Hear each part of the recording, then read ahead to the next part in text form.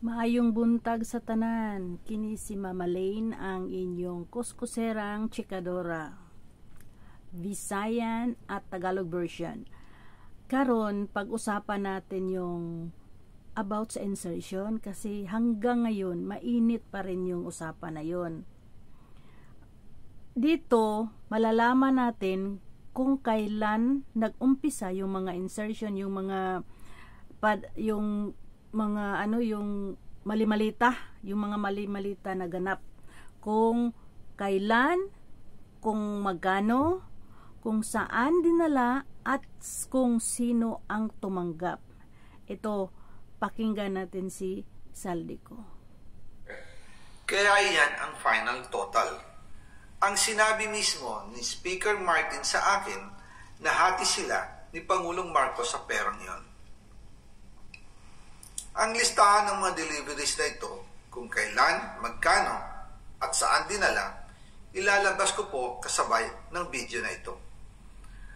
Noong November 2024, habang nasa proseso kami November ng pagtatalakay 2024 ng budget, nakipag-meeting sa amin ni Speaker Martin, si Yusek Jojo Cadiz. Sabi niya, masama raw ang loob ni Pangulong Marcos, wala raw siyang natatanggap na remittance. At dahil laging napapagalitan si Speaker Martin ang Pangulo mula Setyembre hanggang November, inutusan niya ako na mag-deliver ng 1 billion pesos para kay BBM. Ayon pa kay Yusek Jojo, nang ipaalam niya ito sa Pangulo, ang utos sa kanya ng Pangulo ay mag-ingat at siguraduhin si Yusek Jojo lang ang maghahatid. Ang instruction po sa akin ni dating Speaker Martin Romualdez ay dalhin sa number 30 Tamarind Street, South Forbes Park at ibigay kay Yusek Jojo Cadiz dahil ito raw ang drop-off point na malapit sa bahay ng Pangulo. Sinabi rin po sa akin Speaker Martin Romualdez na si PBBM ang nag-utos sa kanya na bilhin ang bahay sa number 30 Tamarind Street para gamitin bilang bagsakan at imbakan ng pera mula sa mga SOP, collection at deliveries na para sa Pangulo. Grabe na. Noong December 2, 2024, personal kong i-deliver ang 200 million kay Yusek Jojo Cadiz sa number 30 Tamarind Street, South Forbes Park. Ayon sa kanya, take note, 200 million yan para mabuo mabuo ang 1 billion. Nauna ang 200 billion pagkatapos 800 billion. Saan dinala? Sa Tamarind Forbes Park.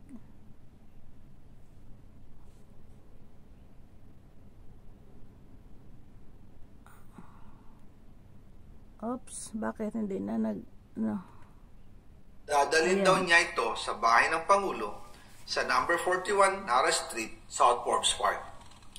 Kasunod nito, noong December 5, 2024, muli akong nag-deliver ng 800 million sa parehong address at Yusek Jojo Cadiz pa rin ang tumanggap.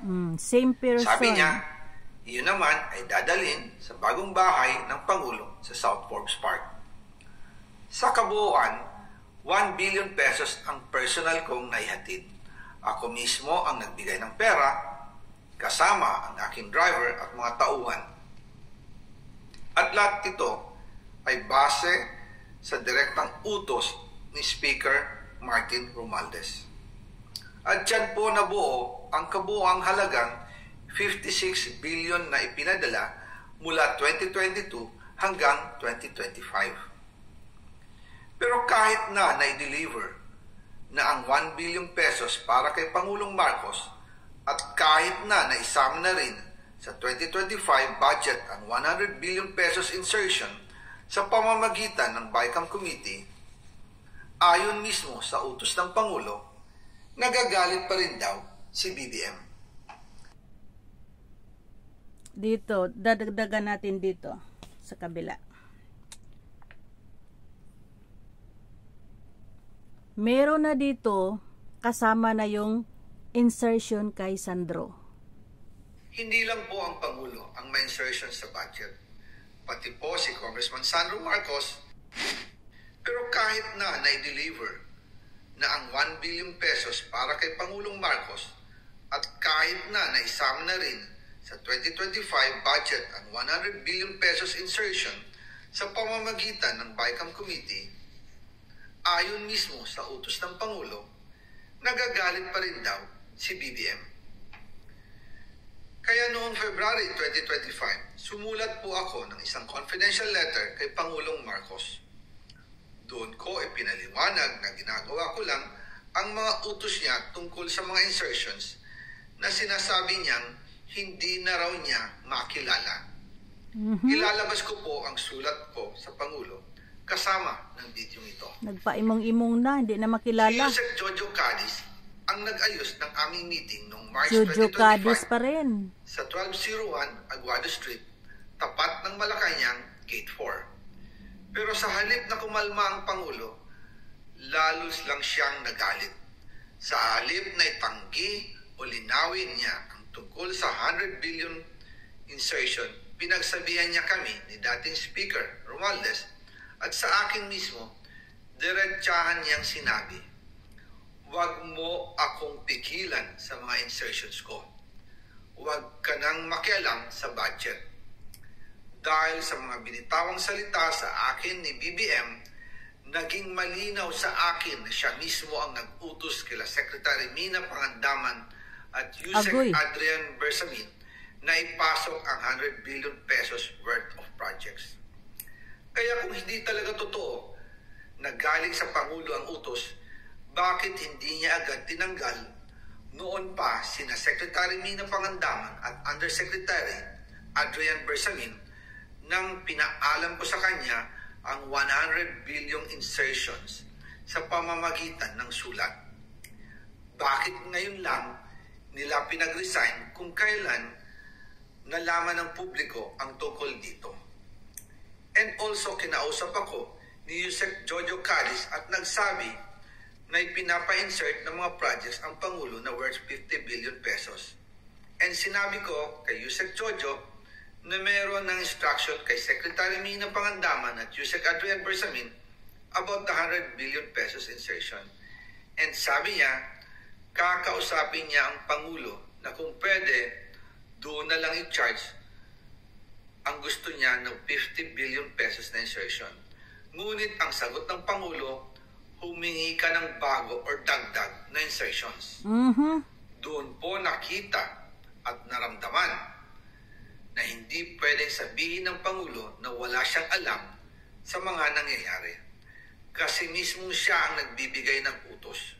Ako mismo ang nakasaksi at nakausap ng mga taong direktang sangkot. Kaya hindi na pwedeng maghugas kamay at magturo na parang inosente. At kung titingnan ninyo ang 2026 budget, may panibago siyang 97 billion insertions. Pero ngayon, ipinasok na mismo sa President's Budget or NEP 2026. Yan po ang kinumpirma ni Secretary Manny Bunoan na may instructions ang Pangulo na magpasok ng 100 billion ulit sa President's Budget. Kaya wala na siyang pwedeng ipamigay. Ito ay nalaman ko noong May 2025 sa meeting namin kasama si dating Speaker Romualdez May 2025. Tamarin Street, Forbes Park. Kaya nang nadiskubre ng House of Representatives ang insertion sa flood control sa 2026 budget, ibinilik namin ang DPWH NEP 2026 dahil mali na ito at panibagong flood control projects na naman. Hindi lang po ang Pangulo ang may insertion sa budget. Pati po si Congressman Sandro Marcos, patay kang meron bata din ka. pong pinapasok taon-taon. Noong 2023, may 9.636 billion pesos. Noong 2024, 20.174 billion pesos. At nitong 2025, 21.127 billion pesos. 2020, 60 plus. Ang kabuuan ay 50.938 billion pesos. Ay. At bawat taon po, sa tuwing dumarating ang BICAM budget process, lagi po may utos si Congressman Sandro na ipasok ang mga proyekto niya. Nalaman ko na lang sa mga contractor na galit siya sa akin nung pinag-uusapan na ang 2025 GAA budget. Ang sabi daw niya, ipatatagal ako at magpa-file ng maraming kaso laban sa akin. kasi kulang ng 8 billion pesos yung insertion na gusto niyang ipasok. Ang dahilan daw, may mga contractor na nakapag-advance na sa kanya at dahil hindi na ipasok ang buong halaga, kailangan daw niyang magsauli sa mga yon. Para Grabe, malinaw no? sa taong bayan, ilalabas My ko goodness. po sa video na ito ang listahan ng mga proyekto na kasama sa mga Diyos mio Marimar, grabe guys, grabe, as in, parang pinaglalaruan lang ang mga Pilipino, ano, tapos marami na nangamatay. Every time na merong bagyo, may lulutang na katawan, may lulutang na mga bahay, kasama na yun, sa loob ng bahay, kasama na yun lulutang, pati mga dumi, mga kung ano-ano. Tingnan nyo, maalala nyo, pati mga hayop lumutang, kawawa yung mga yung hanap buhay nila, yung mga babuyan, ang hanap buhay nila, grabe talaga, as in, Diyos ko, parang hindi ko ma-imagine, grabe, as in, sa tagal-tagal ng panahon, ngayon na nangyari, halos every time na may bagong presidente, magmula nung panahon kay Marcos, halos every time pag may bagong presidente, kailangan talagang ipin down agad. Pero ito lang ngayon nangyayari, na mismo ang halos buong katauhanan ng Pilipinas gusto nilang paalisin na sana si BBM. Pero ang tigas ng mukha, yun pala, kargado, palaging kargado. Diyos ko.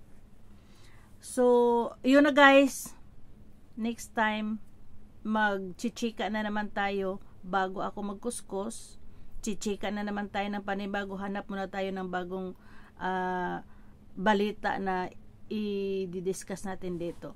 Salamat guys. Ito si Mama Lane, ang iyong chikaderang kuskuseda. Bye.